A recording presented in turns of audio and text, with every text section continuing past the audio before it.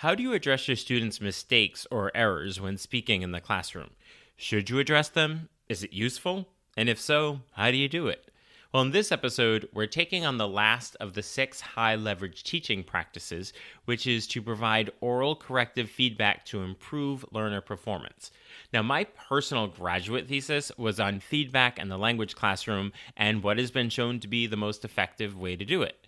So I'll share a little about my personal findings along with concrete strategies for providing oral corrective feedback to improve your learners' performance. So let's jump in.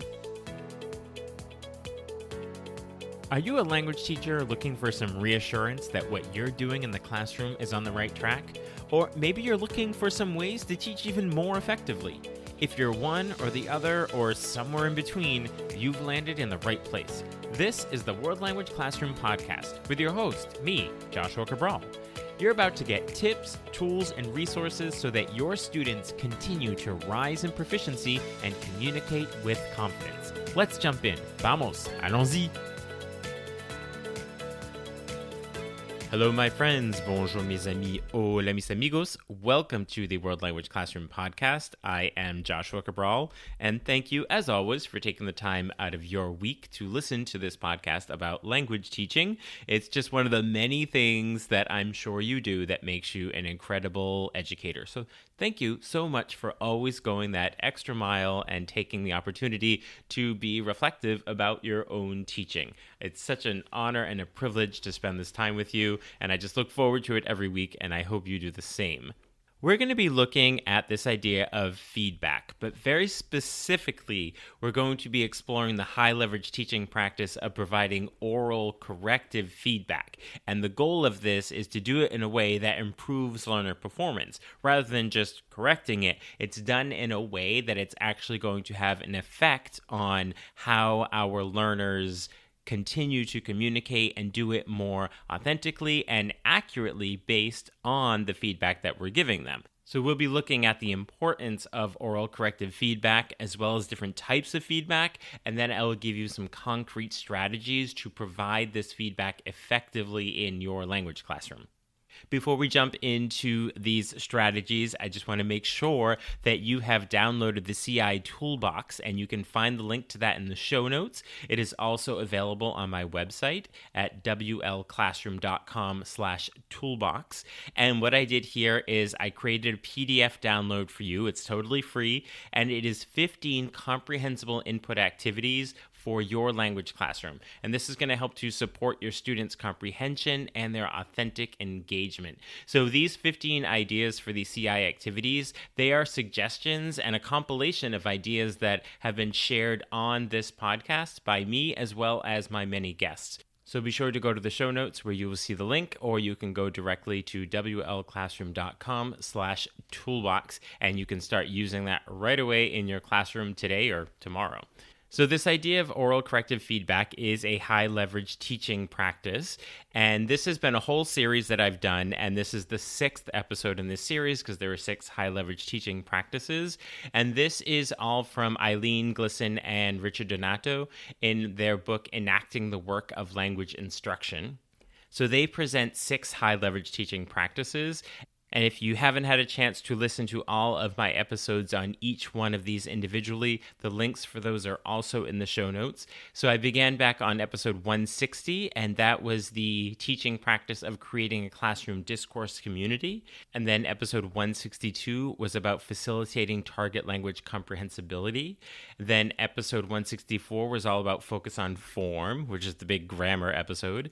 And then episode 167 was about guiding learners to interpret and discuss authentic text.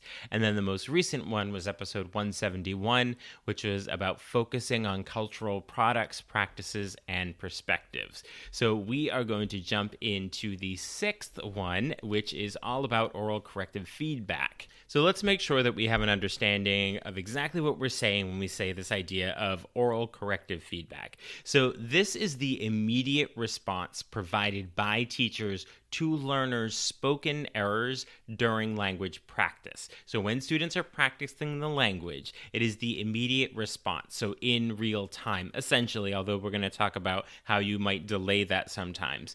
But the definition of it is that immediate response to what is happening in their language as they are practicing. And this is going to help students notice and then correct their own mistakes, which is going to lead to improved language accuracy and fluency. And that's what a lot of this is going to come down to, is helping students to notice and correct their mistakes on their own. And that's what's going to help to lead them towards more accuracy and to acquire the structure of the language. So this oral corrective feedback is going to support the development of our students by guiding them toward correct language use. And that's going to help them internalize those language rules and improve their confidence in speaking as well. So by providing timely and constructive feedback, this is a high leverage teaching practice because it directly impacts the learner's performance and facilitates their continuous improvement. So just that understanding of what this oral corrective feedback is. It is about the immediacy of it. What are they doing in their language right now? Helping students to notice it and self-correct as much as possible. And that this idea of supporting their language development is helping them move toward more accurate language use. And that will then help them to internalize and acquire the structures and the rules of the language. So now let's look at some strategies for doing this, and I'm going to give you 5 of them for this oral corrective feedback. And the first strategy is to look at differentiating the types of feedback that we are giving. So this oral corrective feedback is not always done in the same way in every situation. So there are various types of oral corrective feedback, and each one serves a different purpose. And understanding the different types is going to help you choose what's the most appropriate feedback method based on the situation that you're in. So the first type of feedback, when you hear a student say something that is inaccurate in some way, this could be pronunciation, this could be language structures. For our purposes today with this oral corrective feedback, I'm really focusing on language structure more so than the pronunciation, but that is definitely something you can focus on as well when you're doing this corrective feedback. But the first way of doing oral corrective feedback is what we refer to as a recast. And the goal of a recast is to have an implicit correction where the teacher reformulates the student's error correctly, so they are having the student hear the correct usage of the language. So if a student says, for example, he go to school, and this teacher responds, oh, yes, he goes to school. So in that case, that is the teacher recasting, saying the correct use of that structure. And I'm going to get a little bit more into this idea of recasts when I talk about some of my own research and my findings when I was writing my graduate thesis on feedback, because we looked at recasts a little bit more specifically. But for our purposes right now, a recast is that implicit correction where the teacher is going to provide the correct way of saying it to the student. So they are recasting what they heard the student say incorrectly so that the student can hear the correct form. But we'll talk a little bit more about how to do that a little more effectively. So the second type of feedback could be explicit correction. And that's where we are directly indicating that a student's utterance or what they said was incorrect and then providing the correct form. So if the student says he go to school and you say back, he go to school is incorrect. You should say he goes to school. So therefore you're taking out the communication at this point and you're focusing just on the language. So again, when we come back to recast, we're going to see how we can do that in a little bit more of a communicative way. The next way is to do a clarification request. So this is asking students to clarify or reformulate their response. So for example, you could say, what do you mean by he go to school? So again, that's giving the student an opportunity to reflect and then hopefully self-correct on their own. But again, it's pointing out to them that it was not accurate. And then there's metalinguistic feedback. So this is providing comments or asking questions about the form of what the student said without explicitly providing the correct form. So if a student says, again, he go to school, you could say, do we say he go or he goes? So therefore, the student can then choose without having the actual answer presented to them which one is correct. And then the last one would be an elicitation. And this is prompting students to self-correct. So if a student says he go to school and you just simply say he, and you let them think about it once again, and then waiting for the student to correct and say, oh, he goes.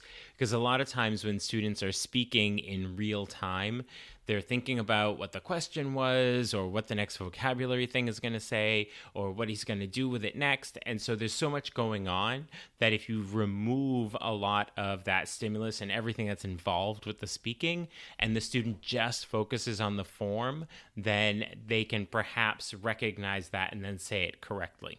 So when we're looking at these different types of feedback, we can have that initial recast where you are just simply giving the student what the correct way to say it is if you hear something that is inaccurate. You can do an explicit correction where you're directly indicating and saying you don't say it like that, you say it like this. There's that clarification request where you are helping students to perhaps figure out on their own or ask them something that leads them to reflect on what they said. And then there's the metalinguistic feedback where you're asking questions about the form, which is taking a bit of the communication out of it, or the elicitation where you are providing students with an opportunity to focus just specifically on that structure without looking at everything around it. So when we look at these different types of feedback, they have their purposes and they can be useful in different ways depending on the situation and how you're dealing with individual students.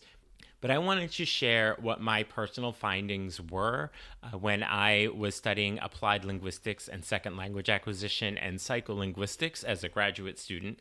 And so my end of degree work was all about feedback. And so when I was writing my personal thesis, it was all about feedback in the second language classroom. And I looked at so many different studies and many meta studies. And meta studies are studies that aren't actual research on their own, but they take 10, 20 different studies and they find what they had in common. And so the meta study is able to pull together all this data from a bunch of different studies and then present the common findings.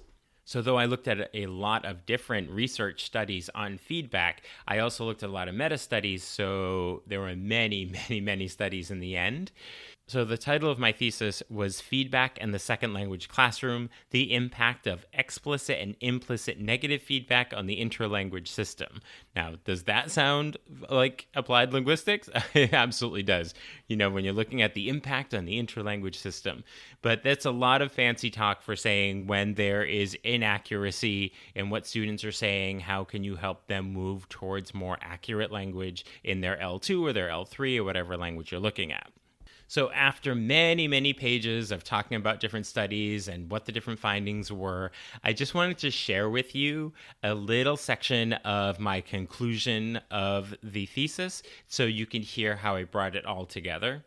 Some of the studies that I looked at had data that indicated that it's not necessary to give feedback or that giving feedback could be detrimental. So you have to look at it from all different sides. And they were also saying that students were acquiring language without any feedback at all. So in the end, I concluded that the unaided learner may eventually learn on his own, but feedback will help him to do this more quickly and efficiently. The research helps to further narrow down the most productive forms of feedback, mainly feedback in the form of negotiation. When the learner is provided with scaffolding that leads him into producing the correct form on his own, he is much more likely to restructure his interlanguage system. This type of communicative feedback will not only provide the most naturalistic communication in the classroom, but will also be the most efficient means of moving the learner toward language that more closely resembles the L2. So in the end, that is just saying that if you can get students to self-correct, that is going to be much more beneficial, efficient, and effective in terms of truly acquiring that structure for moving forward rather than simply correcting it in the moment. Because if you just do a recast and the student repeats what you said, you may have the idea of, oh yes, now they can say it correctly, but it wasn't actually produced on their own. So this is the idea of getting students to produce the correct structure on their own based on what they've acquired. But of course, this means that if they're unable to self-correct, that means they haven't acquired that structure. And there will be times when students are trying to say something. They haven't had a lot of comprehensible input or read or listened to that structure in the past, so they actually have not acquired it, and so they will be trying it out on their own. So in that case, they're not going to be able to self-correct. But if they have had comprehensible input with it, they will be able to self-correct. And so that's where I would say we want to focus our attention, is when students make a mistake or an error when using a structure that they have had experience with, they have had opportunities to engage with, listen to, and read, and that's where you're going to give them that opportunity to self-correct. And again, if they haven't seen that structure and they're just trying something out, I would just leave it there, because they're not going to be able to self-correct, and just telling them how to say it in the moment is not going to lead to uptake in terms of it becoming part of their language system. So I would just let it stay there. So personally for me, I focus on corrective feedback when students can self-correct. And if they're unable to, that tells us that they're ready for that structure, they need that structure, and we should start doing more CI with that so that they have more experience with it. Or if we think we've done a lot of CI, we've done a lot of reading with it, and they are not able to self-correct, that means that we need to do more of it. So a lot of that is very formative in terms of what that information tells us when students can self-correct or not. So when it comes to implementing all the different types of feedback that I mentioned, we want to use a mix of feedback types to address the different errors or mistakes in the different learning contexts. And we want to be mindful of the student's proficiency level and the complexity of the error. Is this something that they've seen or not? And what is the most effective use of our time? The other thing that came out of the research that I particularly looked at was this idea of recasts, where you are telling the student what the correct form is so that they hear it, but doing it in a way of it being an embedded recast. And that's how I referred to it in what I was writing about this research. And an embedded recast is when you're doing a speaking activity and you want to recast what the student has said incorrectly in a way that's correct so they can hear it. We want to do it so that you don't break down the communication. So using the example from earlier, if a student says, he go to the store on Monday, if you can recast that in an embedded way where you don't break down the communication, but you use the correct form so the student can hear it. So again, so if a student says, he go to the store on Monday, and you can say, oh, that's interesting. He goes to the store on Tuesdays and Wednesdays as well, or he just goes to the store on Mondays. And so by hearing that 3 different ways, and you're still talking about the same thing, you haven't broken the communication, and the student has heard it 3 times correctly, they're going to be much more likely to then use it correctly on their own and self-correct based on what they heard there. So that's what I'm referring to as an embedded recast. Like, find a way with a little bit of verbal gymnastics to use the structure correctly, but without breaking down the communication. So if you can do that, then you are flying high in terms of doing your oral corrective feedback. So that was the big strategy. Number 1 is the different types of feedback, what's most effective, and if you can get students to that place of being able to self-correct, that is ultimately what has been found to be the most effective in the research, at least a lot of the research that I read. So the second strategy to look at is this idea of timing and the frequency of your feedback. So the timing and frequency are crucial factors that influence the effectiveness, because the immediate feedback is often beneficial, but there are situations where delayed feedback can be more appropriate. So for example, we want to provide immediate feedback during practice activities to prevent any fossilization of errors. That's always a question that comes up. But then we want to use more delayed feedback during more communicative, focused activities and tasks to avoid interrupting the flow of the conversation. That's the thing we can always be aware of, is that if we are addressing the mistake or the error and it's going to break down the communication, we want to ask ourselves, is it really worth it in that moment? So we want to balance the frequency of feedback to avoid overwhelming students as well, and prioritize those mistakes and errors that are actually impeding the communication and then are frequently repeated. If you hear it several times, okay, now it's time. But if it's once you hear it, but then you actually don't hear it again, then they're able to maybe self-correct on their own. So the third strategy is about creating a supportive environment for students, because a supportive classroom environment is going to encourage students to take risks and then to view errors as learning opportunities rather than failures. And that's risk-taking. We always talk about risk-taking. And the more students are taking risks with language, the more we are going to see where they are in their interlanguage. Are they only using accurate structures? Then we have this idea that, oh, they actually know this really well, this high level of proficiency, but it's because they're only using the structures they're comfortable with. But when we have those students that are risk takers with language, then we can actually see the areas that we need to focus on more because there's inaccuracy. And by creating that positive environment and that positive reinforcement along with the corrective feedback is going to build the students' confidence, and it's going to encourage peer feedback as well, and collaborative learning, and creating that sense of community and their shared responsibility for learning, and that it is actually valued to take risks with the language. One thing I actually implemented in my writing rubrics over the last year or so is that if students constantly repeat the same structures that they know are accurate, I don't give them full points. I actually created a category about risk-taking. And so on the single point rubric, it essentially says that the student avoids unnecessary repetition, because when students are comfortable with a structure, they'll use it over and over and over again. And in the end, it looks very accurate, but it's because they stuck to the ones that they were absolutely certain with. But it's because they stuck to the ones they were absolutely positive that they were getting correct and accurate. But then I started to give them more points on the rubric for moving outside of that and taking risks with the language rather than just staying with the accuracy. So that helped to have students be risk takers and see that, oh, by taking a risk, I'm actually having a higher grade and I'm getting a lower grade when I just stick to what I know is accurate.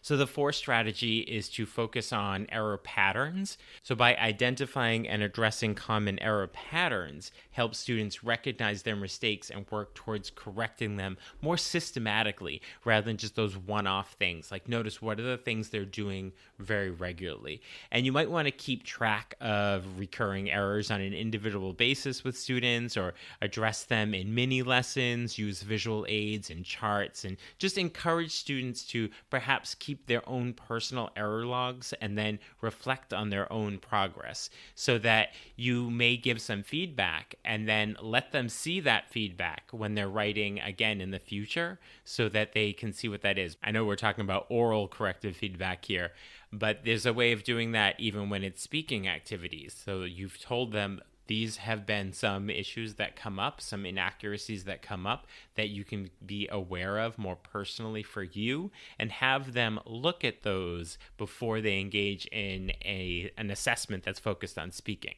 And then the fifth strategy is providing constructive and specific feedback, because this constructive and specific feedback helps students understand exactly what needs to be improved upon and how to achieve it. And by keeping those personal logs of what they have had feedback on will help to do this. So to be as clear and specific as possible as to what is incorrect and why, and then focus on the most impactful errors that are affecting communication rather than everything. So balance that corrective feedback with positive comments to maintain the student motivation as well. So to bring this all back together, so today we explored those 5 strategies for providing oral corrective feedback to improve our learner performance, which is one of the high leverage teaching practices.